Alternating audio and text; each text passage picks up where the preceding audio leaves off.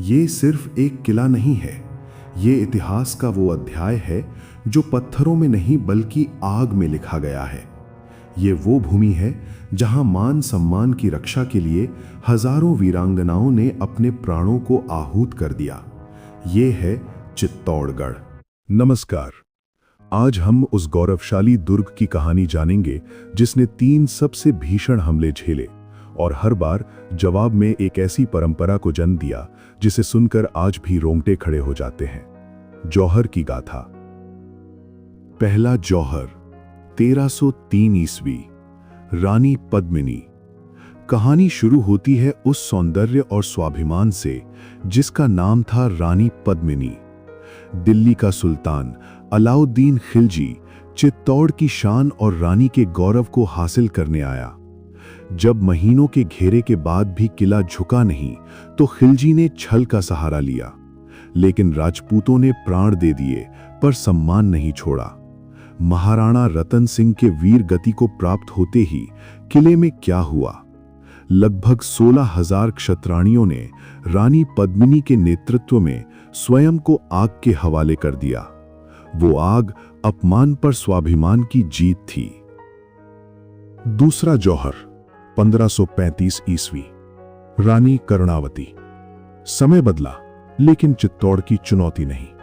जब गुजरात के सुल्तान बहादुर शाह ने किले पर हमला किया तो एक बार फिर राजपूतों ने अंतिम सांस तक लोहा लिया। इस बार किले की रक्षा का भार था रानी कर्णावती पर।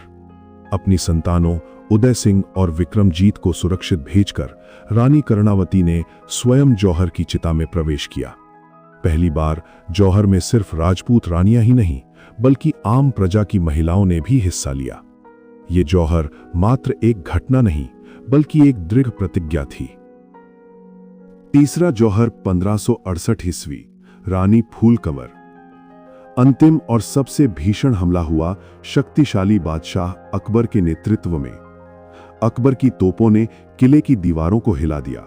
वीर जयमल और पत्ता जैसे योद्धाओं ने अद्भुत पराक्रम दिखाया, लेकिन अंत निश्चित था। जब पुरुषों ने अंतिम साका करने का निर्णय लिया तो वीर क्षत्राणियों ने रानी फूलकंवर के साथ तीसरी बार जौहर की अग्नि प्रज्वलित की। ये वो बलिदान था जिसने मुगलों को जीत तो दी पर चित्तौड़ के स्वाभिमान को कभी नहीं छूने दिया। आज चित्तौड़गढ़ का ये किला सिर्फ पत्थरों का एक ढेर नहीं है, ये भारत की उन वीरांगनाओं का मंदिर है जिन्होंने हमें सिखाया कि सम्मान राज्य से बढ़कर होता है। चित्तौड़गढ़ हमें याद दिलाता है कि जब स्वाभिमान खतरे में हो तो बलिदान ही सबसे बड़ा धर्म बन जाता है। आपको चित्तौड़गढ़ के किस जौहर ने सबसे ज्यादा प्रेरित किया, हमें कमेंट में बताएं। और ऐसे ही अनसुने इतिहास के पन्नों को पलटने के लिए राजस्थान ज्ञानपीठ को सब्सक्राइब करना ना भूलें। जय हिंद।